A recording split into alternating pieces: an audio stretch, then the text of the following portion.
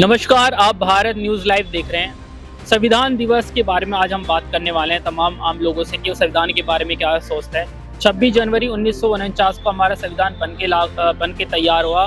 वहीं 26 जनवरी 1950 को हमारे संविधान को देश भर में लागू किया गया। संविधान को बनाने में 2 साल से भी अधिक का समय लगा और बहुत सारी बैठकें हुई। डॉक्टर अम्बेडकर सहित बहुत सारे लोगों ने संविधान को बनाने में बहुत अपना बड़ा योगदान दिया। जो हमारा संविधान बनाया गया है, दुनिया का सबसे बड़ा संविधान और एक फ्लेक्सिबल संविधान बनाया गया है, ताकि भविष्य के लिए हमारा संविधान एक जीवंत दस्तावेज है। वो सिर्फ कागज के पन्ने नहीं है, वो एक जीवंत दस्तावेज है जिसको समय के साथ साथ बदला जा रहा है। समय की उपयोगिता के साथ संविधान में बदलाव किए गए हैं।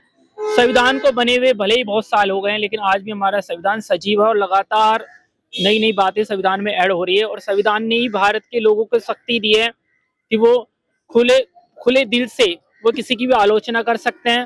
खुले दिल से वो अपने किसी भी क्षेत्र में आगे बढ़ सकते हैं। कोई बेरोक टोक नहीं है। लेकिन फिर भी आरोप लगते हैं कि संविधान ने शक्तियां तो जरूर दी, आम लोगों को आगे बढ़ने की शक्ति भी दी है, लेकिन कहीं ना कहीं सरकार लोगों को कुचलती है। बहुत सारे लोगों के अलग अलग विचार है। लोग सोच रहे हैं, बोलते हैं कि ऑपोजिशन के लोग बोलते हैं कि सरकार संविधान की हत्या कर रही है। आम लोगों का मानना है कि संविधान के माध्यम से जो उनको राइट्स मिले हुए वो उनको अच्छी तरीके से उनका पालन कर रहे हैं। अपने राइट के माध्यम से जो उनका हक है वो पा रहे हैं, लेकिन लोग कर्तव्यों की बात भी नहीं करते हैं। भैया, आपका क्या नाम है? आज संविधान दिवस है, संविधान को लेकर आप क्या सोचते हैं? जी, मेरा नाम शशांक है। और जैसा कि आपने कहा कि आरोप लगे हैं, अपोजिशन वाले बोलते हैं, मुझे लगता है आरोप और अपोजिशन की बात नहीं है। एक एक जीव, एक मनुष्यता को समझना बहुत ज़रूरी है कि जब आप एक इतनी समझ हो जाएगी कि लोग एक दूसरे को समझ सकें, एक दूसरे की दिक्कतों को समझ सकें, एक दूसरे की परेशानी को समझ सकें, एक दूसरे के साथ अगर अन्याय होता है तो एक दूसरे के लिए खड़े हो सकें। मुझे लगता है ये समझ जो है ये होना बहुत ज़रूरी है, और तभी मुझे लगता है कि संविधान पावरफुल है। अगर इंसान में इंसानियत होगी ही नहीं तो फिर संविधान होने से भी क्या हो जाएगा। आप समझ रहे हैं कि हर जगह आप किसी गलत चीज़ के खिलाफ नहीं बोलेंगे तो, और बोलने पे भी आजकल आप देख ही रहे हैं, बोलना भी बहुत आज़ाद वाला रहा नहीं है। ठीक है, आप हर चीज़ आज़ादी से आलोचना नहीं कर सकते, और ये बिल्कुल समय चल रहा है। ऐसा आरोप तो नहीं बोलूँगा, मैं बोलूँगा हकीकत है ऐसा। नहीं, आप जैसे बोल रहे हैं कि लोगों को फ्रीडम ऑफ स्पीच की आज़ादी नहीं है, लेकिन हमने देखा सीए एनआरसी को लेकर शाहीन बाग में बड़ा प्रोटेस्ट हुआ और लोग तो प्रोटेस्ट कर रहे हैं, अपनी चीजें बोल रहे हैं। फिलिस्तीन के बारे में भी खुल के लोग बोलते हैं। जी, खुल के बोल रहे हैं, बिल्कुल बोल रहे हैं। आप देख लीजिए, जैसे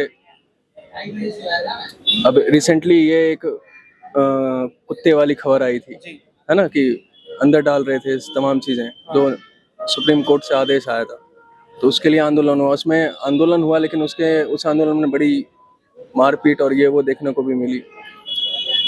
लेकिन ये है कि आज़ादी, शांति वाली आज़ादी की बात कर रहा हूँ मैं, जहाँ पे जो लीड कर रहा है वो भी शांति से करे और जो कुछ बोल रहा है वो भी शांति से करे। मैं उस चीज़ की बात कर रहा हूँ कि शांति वाली एक चीज़ हो, एक समझदारी वाली चीज़ हो, एक वो पैदा हो लोगों के बीच, सिस्टम के बीच। बेसिकली सिस्टम और जो जनता है उनमें एक आपस में समझदारी वाली चीज़ हो, वो चीज़ बेहतर हो, तब तो संविधान बहुत, मतलब यही है। बिल्कुल आपने जैसे कहा कि ज़िंदगी एक तरीके से बनाई गई है, बिल्कुल सच बात है। संविधान तो अपने आप में बहुत ही पावरफुल और बहुत ही अच्छी चीज़ है।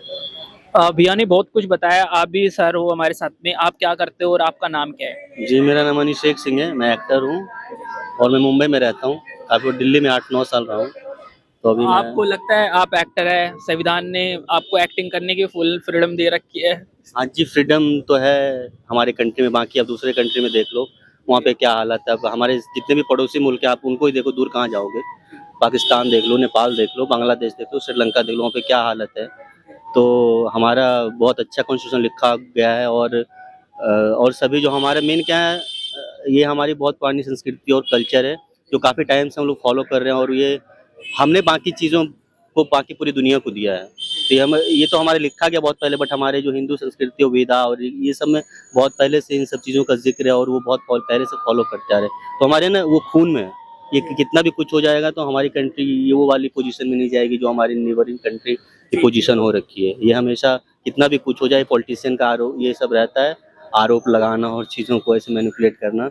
बट ऐसा अगर होता तो अभी भी आप ऐसे मीडिया ऐसे फ्री में बाइट नहीं ले सकते। या जितने भी आप पत्रकार देखते हो यूट्यूब पे ऐसे बोलते हैं कि मीडिया को ये कर दिया गया, वो देखो थोड़ा बहुत 100% कोई भी चीज़ है ना वो नहीं होती। 100% कहीं भी परफेक्शन तो कोई चीज़ में नहीं होता ना, ऊपर नीचे थोड़ा बहुत होता ही है, बट हाँ मेजोरिटी में चीज़ें अच्छी है कॉन्स्टिट्यूशन में। डॉक्टर अंबेडकर को संविधान बनाने का श्रेय दिया जाता है, तो जो उनकी फिलॉसफी थी, उन्होंने कई किताबें भी लिखी, उनका जो विजन था उसको लेकर आप क्या कहेंगे? उस टाइम जो हमारे देश के हालात थे, जब हमारा कॉन्स्टिट्यूशन बना और जो फिर पार्टीशन हुआ उस टाइम, और फिर हम इतने 200 सालों की गुलामी थी, तो उस हिसाब से उस टाइम पे जो लिखी गई थी वो बिल्कुल सही थी और इतनी अच्छे से लिखित थी, तभी हम अभी तक सस्टेन कर रहे हैं उन चीज़ों को, और तभी हम लोगों ने इतना आगे जाके ग्रोथ किया। अभी आप हम इंडिया और पाकिस्तान एक ही टाइम आज़ाद हुआ, पार्टीशन हुआ, उनकी हालत देख लो, उनकी कॉन्स्टिट्यूशन बनी ही नहीं। बहुत काफ़ी टाइम के बाद, मुझे लगता है 1971 72 के बाद जब बांग्लादेश का पार्टीशन था, उसके बाद उन लोगों की वो बनी है। तो हमें लगता है कि अम्बेडकर साहब ने बहुत अच्छा काम किया, उस हिसाब से बहुत सही चीज़ें की, और इसलिए हमारी कंट्री ने इतना ग्रोथ भी किया, और अभी जो भी इतने अच्छे से हम पीसफुली रहते हैं, सब सारी कम्युनिटी और सब लोग साथ में रहते हैं, तो ये उन्हीं की देन है। और अमेंडमेंट तो देखो होते रहते, समय के साथ परिवर्तन तो होनी ही चाहिए।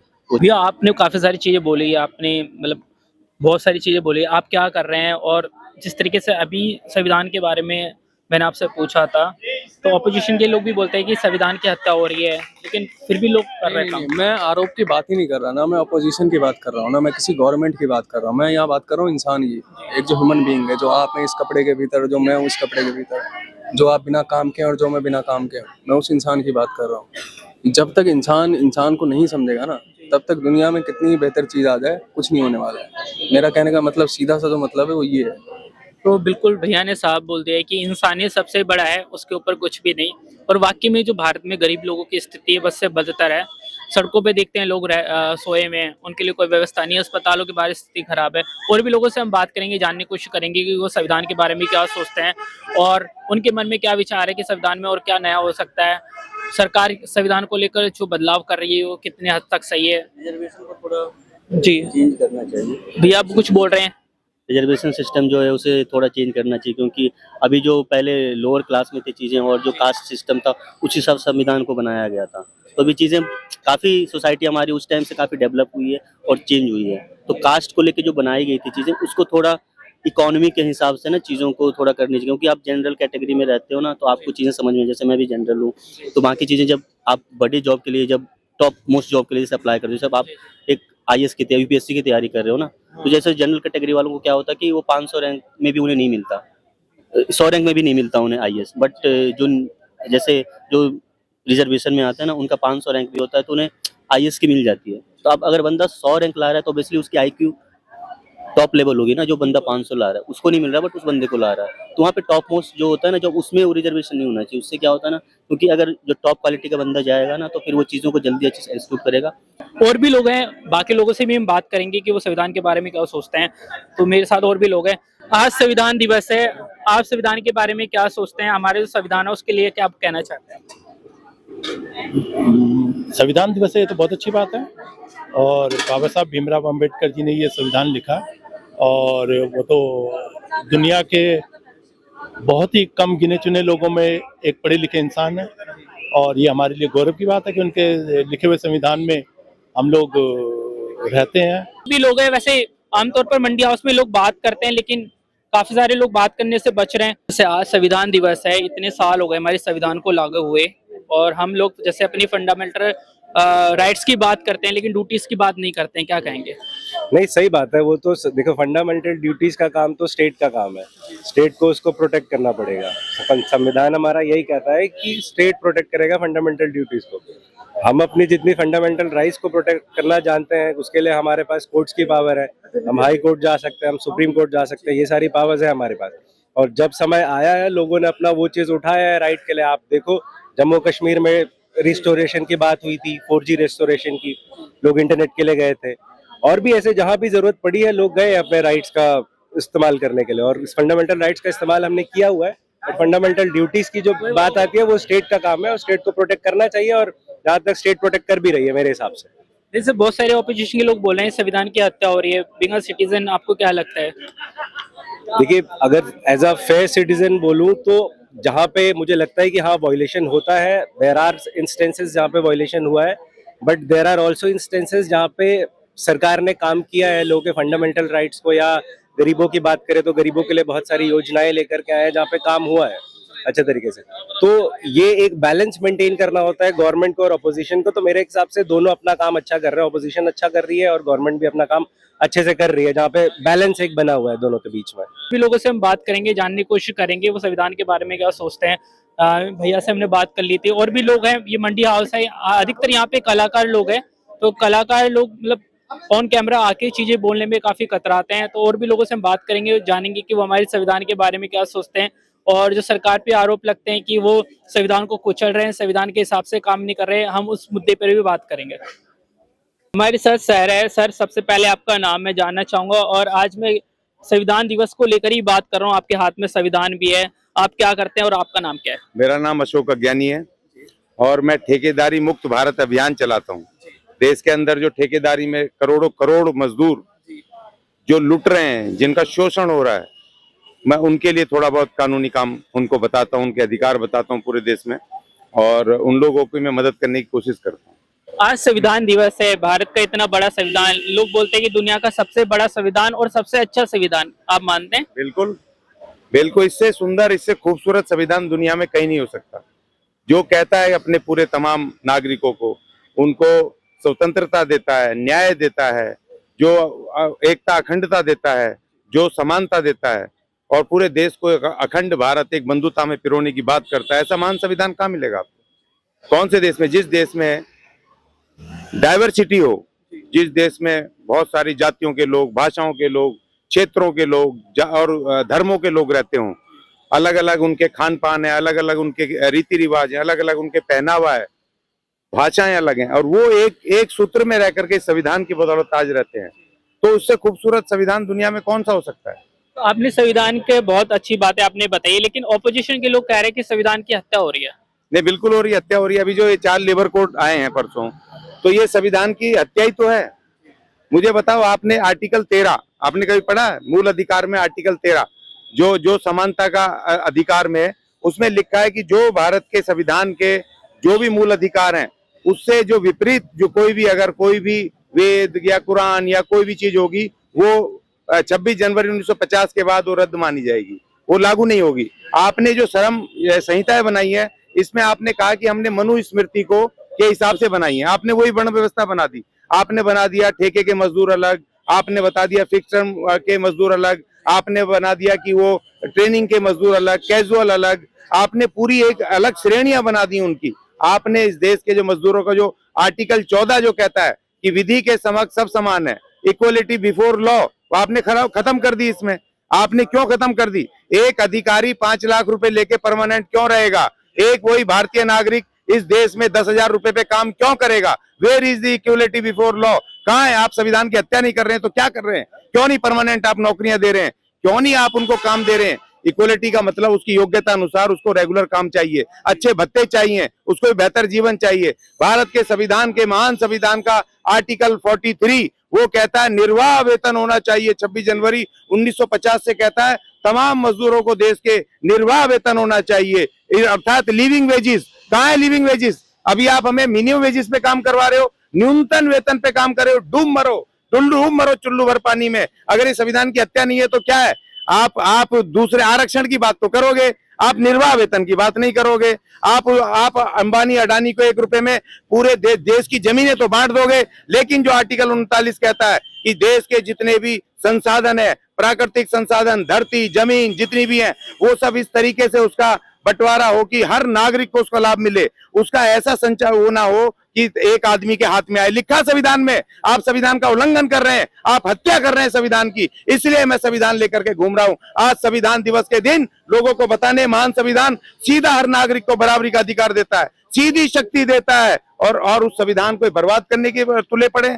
तो मुझे बताइए, ये संविधान की हत्या कर रहे हैं, लेकिन संविधान को मानने वाले, संविधान को प्यार करने वाले भी बहुत हैं। हम इनको बताएंगे इनकी औकात की, संविधान को बदलने नहीं देंगे। आप बात कर रहे हो संविधान बदलने की, लेकिन जो संविधान बदला जा रहा है सरकार को, जनता ने उन्हें मैंडेट दिया है, पावर में लाए हैं उन लोगों को।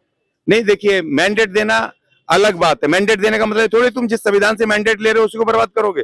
आप किस संविधान किस पाकिस्तान के संविधान से आपने पर्चा भरा था चुनाव लड़ने का? किस में लड़ा था? इस संविधान से लड़ा था ना। और आपने शपथ ली थी। देखिए मैंने भी चुनाव लड़ा इंडिपेंडेंट। मैं भी जब उसके पास जाते हैं, चुनाव ऑफिसर के पास पर्चा भरने कैंडिडेट जाता है, तो पर्चा भरते ही एक शपथ लेनी होती है जीतने से पहले, चुनाव से पहले, उस चुनाव अधिकारी के सामने कि मैं इस संविधान को मानूंगा, इस संविधान की पूरी रक्षा करूंगा, इसके हिसाब से काम करूंगा। और जब आप चुन के आते हो विधायक और सांसद, तो आपको विधानसभा या संसद में शपथ लेनी होती है संविधान की कि संविधान के अनुरूप काम करूंगा, उसको लागू करूंगा। और तुम्हें मैंडेट दे दिया तो तुम इसी संविधान को खत्म करोगे। जिसकी शपथ ले रहे हो, जिससे चुन करके तुम सांसद विधायक बने हो, जिससे मंत्री संतरी प्रधानमंत्री बने हो, उसी को तोड़ोगे। किसको तोड़ोगे? तुम पाकिस्तान के संविधान से बन के प्रधानमंत्री बने हो या भारत के संविधान से? तो ये लोग हत्या कर रहे हैं भारत के संविधान की, झूठी शपथ खा रहे हैं। जिस संविधान से चुन के बैठे उस संविधान को तार तार कर रहे हैं, उसकी मूल भावनाओं को बर्बाद कर रहे हैं। सर रिजर्वेशन पे लोग सवाल उठाते हैं कि रिजर्वेशन अच्छी चीज है लेकिन इसमें बदलाव होना चाहिए, क्या आप उसको मानते हैं या इसको गलत मानते हैं? देखिए रिजर्वेशन इसलिए लागू हुआ था कि जो सदियों सदियों से जिन लोगों को पढ़ने का अधिकार नहीं था, जिनको की अलग अलग पेशे में योग्यता अनुसार जाने का काम का अधिकार नहीं था, जिनके पास जमीनें नहीं थी, जो भूखे थे, सताए हुए थे, तकलीफ में थे, उन लोगों को देश की मुख्य धारा के साथ जोड़ने के लिए इसलिए रिजर्वेशन था। इसलिए नहीं था कि तुम दूसरे के लोगों को भी कमजोर कर दो। आज आकर के 70-75 साल बाद संविधान लागू होने के वहां इनको मोदी सरकार को 10% जनरल के लिए रिजर्वेशन करना पड़ा। इसका मतलब तुमने जो जनरल थे वो भी तुमने भूखे नंगे कर दिए। जो 70 साल में सरकारें रही उनकी नीतियां ऐसे रही कि जो लोग ताकतवर भी थे उनको भी कमजोर कर दिया। तो इसलिए उन आम आदमियों को लगता है, सामान्य नागरिकों को, कि शायद रिजर्वेशन की वजह से हमारा नुकसान हो रहा है। लेकिन ये समझना चाहिए कि 100 सीट है, 100 में से भाई 55.5 तो जनरल को ही है, 27% ओबीसी को है और 22.5% SC/ST को है। तो क्या तुम 100 के 100 चाहिए तुम्हें?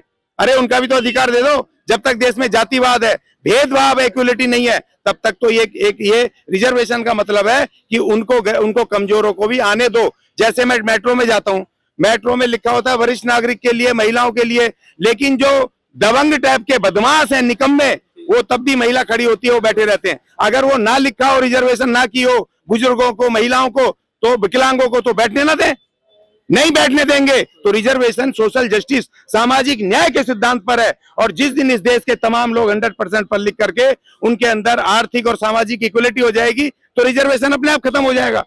आप इक्वलिटी देखिए, एजुकेशन फॉर ऑल कर दो और एम्प्लॉयमेंट फॉर ऑल कर दो, रिजर्वेशन अपने आप खत्म हो जाएगा। उसको खत्म करने की जरूरत नहीं है। जो हर वर्ग का आदमी है उसको भी तो भाई रोजगार चाहिए, पढ़ाई तो चाहिए। तुम स्कूल बंद कर रहे हो, 60,000 स्कूल बंद कर दिया तुमने, कौन बोलेगा इसको? 60,000 बंद किया, उसमें SC/ST के लोग भी नहीं पढ़ रहे, जनरल भी नहीं पढ़ रहे, ओबीसी के भी नहीं पढ़ रहे। आपको तो गारंटी करो हर बच्चे को पढ़ने की, रिजर्वेशन खत्म हो जाएगा। और सर ने बहुत गंभीरता से अपनी बातों को रखा और सरकार जो गलत काम कर रही है उसके बारे में सर ने रखा। और जो हमारा संविधान है जिसने हमें इतनी आज़ादी दी है काम करने की, तमाम राइट्स के बारे में सर ने बताया। भैया आज संविधान दिवस है, हमारे संविधान को लेकर आप क्या कहेंगे? देखिए 1949 में बाबा साहब ने देश को सुपुर्द किया था संविधान। तो जितनी गारंटी संविधान में है इतनी तो किसी बुक्स में है ही नहीं है। तो सबसे जो मेन है वो है संविधान, और ये उसमें से सारी चीज इम्प्लीमेंट कर दो ना। संविधान की जितनी भी बातें हैं, चाहे वो नौकरी से जुड़ी है या किसी भी चीज से जुड़ी है, उन्हें लागू कर दो। शिक्षा से है, किसी भी चीज से है, बस संविधान के कर दो ना। तुम ये नए नए कानून लाने के, आज लेबर कोड बिल लिया है, उससे क्या होगा बताओ आप? क्या गारंटी है आपकी? जब आप 44 कानूनों की गारंटी नहीं है तो 4 कानूनों की क्या गारंटी लेंगे आप? आपका नाम क्या, आप क्या करते हैं? मेरा नाम विजेंद्र सिंह है और मैं C2 से हूँ। जनरल मजदूर लाल झंडा से हम हैं, ये अज्ञानी जी के साथ रहते हैं। बस इतना ही मैं आपको कहना चाहूँगा अपनी वाणी। जो मजदूरों की बात करी जाती है उनको, जैसे सर ने बोला है कि पूरा वेतन नहीं मिल पा रहा है, इतने जो है हमारे यहाँ पे सैलरी का इतना डिफरेंस है। एक व्यक्ति 10,000 कमा रहा है और वही काम करने वाला व्यक्ति ज्यादा पैसा कमा रहा है। देखिए, जब आप 44 कानूनों को इम्प्लीमेंट नहीं कर सकते हो तो 4 में कैसे आप गारंटी ले लोगे? क्या गारंटी है बताओ? कौन सा नोटिफिकेशन इन्होंने जारी करा लिखित में कि हम ये चीज कर रहे हैं? बताओ क्या गारंटी है? कौन से कोर्ट में जाओगे आप? लेबर कोर्ट में जाओगे, जब लेबर का इंस्पेक्टर ही नहीं है, वहाँ DLC नहीं है, तो किससे बात करोगे आप? तो हमारे साथ और भी लोग हैं। भैया मैं ना संविधान दिवस है आज, उसको लेकर लोगों से बात कर रहा हूँ। आपको क्या लगता है संविधान को लेकर क्या कहेंगे? नहीं, संविधान, भारत का संविधान बहुत अच्छा और बहुत गहराई से बनाया हुआ है, लेकिन यह संविधान केवल आम पब्लिक पे लागू होता है, गवर्नमेंट स्टाफ पे लागू नहीं होता है, मुझे ये लग रहा है। क्योंकि हर जगह पे गवर्नमेंट स्टाफ में, चाहे सरकार की बात नहीं है, कहीं पे भी गवर्नमेंट स्टाफ में आप खुद जाके देखिए, आपको क्या डिसिप्लिन नहीं है। डिसिप्लिन हो या काम टाइम पे नहीं हो रहा है, और वो अपनी जवाबदेही भी डिसाइड नहीं कर पाते कि भाई हमें ये टाइम बाउंड काम करना चाहिए, है वो नहीं है। पब्लिक अगर टाइम से लेट हो जाए उसके ऊपर जबरदस्त पेनल्टी लगा दो, कुछ भी कर दो, पर अगर गवर्नमेंट एम्प्लॉय कुछ कर रहा है उसके ऊपर कुछ भी एक्शन नहीं लिया जा रहा है, और वो एक ये लग रहा है कि वो खुद ही सरकार है, वो अपने आप को सरकार समझता है। आप बोल रहे हैं कि गवर्नमेंट ऑफिसर्स पे एक्शन नहीं होते, बहुत सारे लोग सस्पेंड भी होते हैं अगर काम नहीं कर पाते, गड़बड़ियां होती है, आप भी करप्शन जानते करते हैं। आप मेरे को ये बता दें कि एक सिंपल सी लोन, मुद्रा योजना के लोन की फाइल है, आम व्यक्ति अगर व्यापार करना चाह रहा है तो पास हो जाएगी, बैंक में जाके पास करा देंगे। मेरे आप करवा दें तो मुझे बता दो, एक छोटे से गरीब व्यक्ति की अगर फाइल पास हो जाए तो मैं मान जाऊंगा। यहाँ पे सब लोग हैं, आप सबकी असलियत क्यों नहीं दिखाते हैं कि आज यहाँ पे गरीब व्यक्ति क्या खुलकर व्यापार कर सकता है, आप बताओ। नहीं, मोदी जी बोल रहे हैं नहीं, जीरो मैं मोदी जी की बात नहीं कर रहा हूँ। ट्रांसपेरेंसी है, सरकार कहती है ट्रांसपेरेंसी है, सब कुछ ऑनलाइन है, कोई धोखाधड़ी नहीं हो रही किसी के साथ, करप्शन नहीं हो रहा है। अब वो है कि वो अपनी जगह सही कह रहे हैं, क्योंकि लोगों में कंप्लेंट करने की कैपेसिटी नहीं है। भाई कोई कंप्लेंट नहीं कर रहा है, किसी के साथ कुछ हो रहा है तो चुप है, क्योंकि जो अब हमारा जो स्ट्रक्चर इस तरीके का बनाया हुआ है कि व्यक्ति की आवाज उठाओगे तो पहले उसका, जैसे आप आवाज उठा रहे हैं, आपका एड्रेस, मोबाइल नंबर, वो सब कुछ देना होगा। उसके बाद में आप प्रशासन तो आएगा बाद में, पहले वो जिसके अगेंस्ट कंप्लेंट कर रहे हो वो आपका। तो आप क्या प्रशासन से डर रहे हो? आप इतनी खामियां बता रहे हो, आप क्यों उजागर नहीं कर रहे हो इन सब चीजों को? ये है कि ट्रांसपेरेंसी उन्होंने रखी है पर पब्लिक उजागर नहीं कर रही है। क्यों? क्योंकि हर व्यक्ति को एक सिंपल वे में जीना है। लंबा प्रोसेस है, आज हमारे किसी भी कोर्ट का चल लो कि कितना लंबा प्रोसेस है, जिंदगी बीत जाएगी। वो इसीलिए थोड़ी है इस दुनिया में कि कोर्ट के प्रोसेस में कि भाई 10 साल तक एक ही केस लड़ के और अपना मैं जीत भी गया तो क्या जीत हुई मेरी। तो भैया ने कोर्ट की जो हालत की बताए वो आप बिल्कुल सही कह रहे हो। मैं सब चीजों के लिए बोल रहा हूँ कि गवर्नमेंट को अपने डिपार्टमेंट पे और पूरा टाइम बाउंड और उनको बिल्कुल पंचुअल करना चाहिए। और जो एक सिटीजन रूल हर डिपार्टमेंट ने एप्लीकेबल कर रखा है, मैं बता रहा हूँ आपको, सिटीजन चार्टर बना रखा है, पर कोई भी डिपार्टमेंट मेरे को लगता नहीं है कि उसका ढंग से पालन कर रहा है। अकाउंटेबिलिटी होनी चाहिए और जो टाइम बाउंड हो उसमें काम होने चाहिए। हमने अदालतों में देखा है 20 साल केस चलता है और दोषी आरोप मुक्त हो जाते हैं, सजा मुक्त हो जाते हैं, लेकिन असली दोषी पता नहीं चलता है कि किसने मर्डर करा। भैया संविधान दिवस को लेकर आप क्या कहेंगे? संविधान बहुत अच्छा है, बस बात ये है कि संविधान चल कैसे रहा है, लागू कैसे हो रहा है, और इसको और भी चेंज किया जा सकता है जो अब आज के हिसाब के अनुसार। और बहुत सारी चीजें ऐसी भी है ना कि हम काम कुछ कर रहे हैं और हो कुछ रहा है। नीयत कैसी है, सबसे इम्पोर्टेंट ये बात है। अगर आपकी नीयत सही है तो संविधान भी सही है, सब सही है। कुल मिला के ट्रांसपेरेंसी नहीं है। आरटीआई एक्ट है, आप देखिए कि आरटीआई एक्ट एक्चुअल में फॉलो हो रहा है क्या? आप आरटीआई में कोई इंफॉर्मेशन ले सकते हैं क्या? हर डिपार्टमेंट कुछ ना कुछ 2-3 क्लॉज बना रखे हैं, उन क्लॉज के आधार पर रिप्लाई देने से प्रॉपर रिप्लाई नहीं दे रहा है। अंकल जी, हम संविधान दिवस आज उसको लेकर बात कर रहे हैं, हमारा जो संविधान है उसको लेकर आप क्या कहेंगे? भारत न्यूज लाइव है हमारा चैनल। भारत न्यूज है, बोलो। संविधान दिवस है आज, क्या कहेंगे? हम तो ये कहेंगे कि संविधान जो है गुंडों के हाथ में पहुंच गया, जो सरकार है। अच्छा, तो हमारी जो सरकार है यूज हो रहा है। अच्छा, अपनी मर्जी से चला रहे हैं। जहाँ मतलब होता है तुम्हें घेरने का, पब्लिक को फांसने का, वहाँ कहते हैं ये संविधान से बाहर काम कर रहे हो आप, संविधान से अलग हट के बात कर रहे हो, इसे कैद कर दो, जेल कर दो। और जो उनके गुंडे हैं वो संविधान के बाहर हैं। जैसे कि अभी ताजा है कि आजम खान को 2 पैन कार्ड की वजह से अंदर, और स्मृति ईरानी कौन है, उसके 2 हैं। तो संविधान कहाँ चल रहा है? गुंडों के हाथ में है। और जितने ये गठबंधन चल रहे हैं ये शरीफ आदमी है, शरीफ आदमी है, तो डाकुओं का मुकाबला कैसे कर लोगे आप, बताइए? लेकिन हमने देखा इतने बड़े बड़े प्रदर्शन हुए सीए एनआरसी के नाम पर। आपका चैनल है, हमसे जो पूछ रहे हैं हम तो वो बता रहे हैं। सरकार ने इतने बड़े प्रदर्शन करे लोगों ने। मैं कह रहा हूँ कि प्रदर्शन को छोड़ो, अगर डाकू 25 आदमी पाल ले तो गिरो तो उसका होगा, 50 वाले का उससे बुरा होगा, उससे बड़ा होगा, 200 वाले का उससे बड़ा होगा। तो डाकुओं के सामने शरीफ पब्लिक संविधान कुछ नहीं कर सकता। तो आपको लग रहा है ये सरकार संविधान को कुचल रही है? कुचल नहीं रही, किताब को एक तरफ रख देती, कहते हैं पब्लिक के लिए करो बस। कौन लाल बत्ती पार कर रहा है उसे संविधान दिखाओ, अंदर कर दो, और हम रेड अलर्ट पे पहुंच जाएं, कोई बात नहीं है। कुछ अच्छा भी लग रहा है आपको जो सरकार के माध्यम से हो रहा है, कुछ अच्छे काम? अच्छा तो ये लग तो रहा है कि SIR चला दिया, इससे अच्छा क्या होगा? SIR को लेकर कहा जा रहा है कि जिनकी डुप्लीकेसी है वोटर्स में और जो अवैध रूप से रह रहे हैं उनको डुप्लीकेसी कोई है? ये तो वोट अपने मतलब के इकट्ठे करने हैं। जो तुम्हारा एक कागज भी कम है कर ले, वोट से काटो ना, हमारे को देता ही नहीं था। ये तो साइकिल पे लगाता था, ये तो हाथ पे लगाता था, ये तो लालटेन पे लगाता था, और जो हमारा लगाता था उसको लिस्ट छांटो, उसके लिए माफ है। जैसे डबल बताया मैंने सिमरती ईरानी का। जैसे ऑपोजिशन के लोग कह रहे हैं कि संविधान को सरकार को चल रही है। Opposition नहीं है, शरीफ आदमी जो बोलेगा वो संविधान की बात करेगा कि हमारे टाइम में ऐसा होता था, हमारे टाइम में बाप ने मकान बना दिया, बेटों से सफेदी नहीं हो रही, संविधान क्या करेगा? बेटों को नौकरी नहीं मिल रही, काम नहीं कर सकता, 15,000 के लिए वो यूनिट लगाता है किसी भी चीज का, चाहे टॉफी बनाए, चॉकलेट बनाए, कुछ भी बनाए, वो कह रहे हैं 20,000 का तुम CA रखो GST कंप्लीट करने के लिए। तो आप GST कैसे कंप्लीट कर लोगे 12,000 के लिए? तो आप काम कर रहे हो, घर में घरेलू उद्योग खोल रहे हो। तो वहां संविधान बताएंगे ये कि संविधान ये कह रहा है कि आप 1 नंबर में काम करो। तो रिक्शे वाला कहाँ जाएगा? केले वाला कहाँ जाएगा? ठेली वाला कहाँ जाएगा? चाय का स्टॉल लेके सड़क पे बैठा वो कहाँ जाएगा? ये रख लेगा 15,000 का CA कि हर तीसरे महीने GST भरो। ठीक, जय हिंद, जय नमस्कार। काफी कटु बातें अंकल जी ने बोली और आमतौर पर उन्होंने सही भी बोला है, जो उनकी राय है। सही ही बोलो, वो कह रहे हैं हमने सही ही बोला है। अंकल जी ने बोला है कि वो बिल्कुल ठीक बोल रहे हैं। हाँ, और एक और बात बता दूं, ये जो धोखा दिया जाता है ना कि हमने परिवार छोड़ा देश के लिए, जितने चंबल घाटी में आज तक पले हैं वो परिवार छोड़कर ही डाकू बने हैं। बच्चों को गोद में लेके डाकू नहीं बना है, वो परिवार को छोड़ के भागा है। अब अगर वो कहने लगे मैं देश के लिए लड़ रहा हूँ और गरीबों के लिए लड़ रहा हूँ, मैं लूट के पैसे जो है गरीबों को दे रहा हूँ, वो फिर भी तरस खा जाते थे। ये तो टोटली विजय माल्या को दे रहा है, भाग जा, ये तो टोटली अडानी को दे रहा है। ठीक है नहीं अंकल जी, आपने बहुत अच्छे से बातें रखी हमारे सामने और अच्छा लगा आपसे बात करके। हाँ, जैसा भी लगा बहुत अच्छा लगा, आपसे भी बहुत अच्छा लगा, आपके चैनल को तरक्की दे। तो और भी लोगों से हम बात करेंगे संविधान को लेकर वो क्या सोचते हैं। भैया, संविधान को लेकर मैं बात कर रहा हूँ, हमारे संविधान बने हुए इतना टाइम हो गया, डॉक्टर अम्बेडकर के बारे में क्या कहना चाहेंगे आप? आज संविधान दिवस है।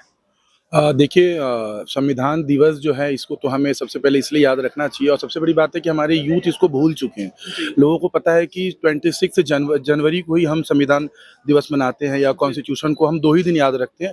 वो क्या है कि रिपब्लिक डे के दिन और 15 अगस्त के दिन। बट उनको एक चीज़ पता होना चाहिए कि ऑन द डे ऑफ 26 नवंबर 1949 इसको अडॉप्ट किया गया था। 26 जनवरी वो इसीलिए उसको रिपब्लिक बनाया गया था कि उसमें पहली बार हम रावी नदी के किनारे पूर्ण स्वराज की मांग किए थे, तो उसी के लिए उसको 26 जनवरी किया गया। और जहाँ तक बात आती है संविधान की और भीमराव अंबेडकर जी की, तो देखिए भीमराव अंबेडकर जी को ही सारा क्रेडिट नहीं जाना चाहिए था।